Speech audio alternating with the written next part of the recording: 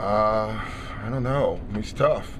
He's good. He's a good defender. I'm looking at their whole team is pretty good, so I haven't thought about the one guy more than the sentimental stuff. He doesn't have big stats, obviously, but Scott Brooks says he does everything they want him to. Yeah, Perk is never going to have big stats. That's not why you have Perk on your team. He just does a lot of other things.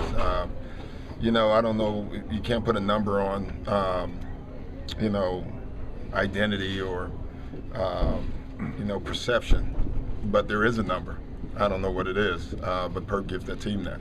And when you see him out there, it seems every year this guy's coming back slimmer than he was the year before. Yeah. I mean, he's eating less. You know, but clearly. Or better foods, you know. Yeah, hopefully. But, you know, listen, he's a pro. Perk understands the long year in this game. You got to keep doing different things to be a better player. You know, he's had a couple knee injuries. And so I'm sure he's probably thinking, you know, take some weight off. It's not going to change who he is. He's a tough guy. You know, he can be skinny, and he's still going to be who he is. The scowl's still going to be there, no matter how much he loses. And he's talked about just the influence that Kevin has had on him, not only when he was here, but even after he's gone. Yeah, well, Kevin has an influence on everybody.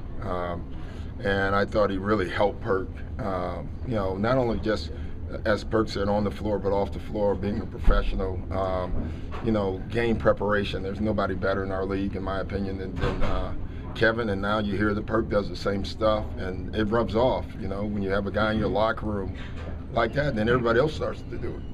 Doc, what is it that Ibaka gives them? I mean, everybody talks about Durant. Yeah, well, they should, by the way. They should, they should talk a lot about him. Perfect complementary player. He's just a good basketball player. You know, obviously, he's a perfect complementary player for them. I'm you know, I'm always hesitant in calling him a complimentary player. That some way seems not good enough, you know, when you talk about Ibaka. He blocks shots.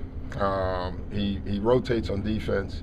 He makes the open shot, which stretches the defense. It's terrific, and especially in the way the game is played now, to have a big, they can make shots past the free throw line, and he does that. You know, I thought that San Antonio series changed when he started making that shot.